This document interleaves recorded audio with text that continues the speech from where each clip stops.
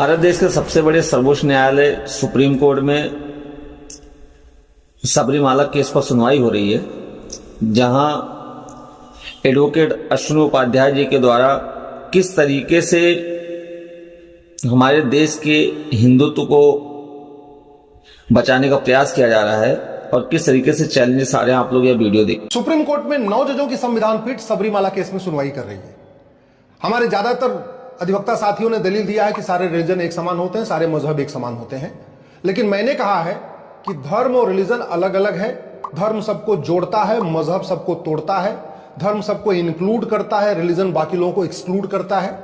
और हमने ये भी कहा है कि जो भारत के पंथ हैं और जो विदेशी पंथ हैं, इनमें भी बहुत अंतर है, क्योंकि एक बार बार कही जा रही है कि सारे रिलीजन एक समान। हमारा कहना है सारे रिलीजन एक समान नहीं होते, और ये बहुत क्लियर है कि आप भी अगर गूगल करिए 5 tenets of Jainism, 5 tenets of Buddhism, 5 tenets of Sikhism, 5 tenets of Islam, 5 tenets of Christianity, तो आपको भी पता चलेगा कि नहीं, सबके टेनेट्स अलग अलग हैं और ये रिलीजन भी अलग अलग है।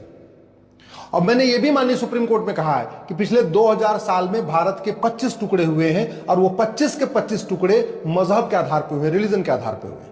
मैंने माननीय सुप्रीम कोर्ट में ये भी कहा है पिछले 200 साल में भारत के 7 टुकड़े हुए हैं, और वो 7 टुकड़े मजहब के आधार पर हुए, रिलीजन के आधार पर हुए। इसलिए भारत के जब ये सबरीमाला केस में फैसला आए तो इस बात को भी ध्यान में रखा जाए कि बाद में हमें कैसा भारत बनाना है।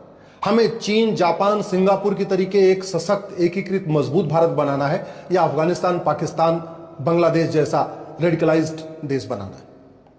मैंने माननीय सुप्रीम कोर्ट से यह भी कहा है कि भारत के जो पंथ हैं, भारत के संप्रदाय और विदेशी संप्रदाय में बहुत अंतर है। अगर यह वीडियो देखने के बाद भी हमारे देश के हिंदू नहीं जागे तो वह दिन दूर नहीं है जब हमारे देश के हिंदुओं को हिंदुस्तान छोड़कर जाना पड़ेगा, या तो उनको अपना धर्म बदलना पड़ेगा, क्योंकि हिंदुस्तान ही एक ऐसा देश है जहां हिंदुओं के लिए जगह बची है।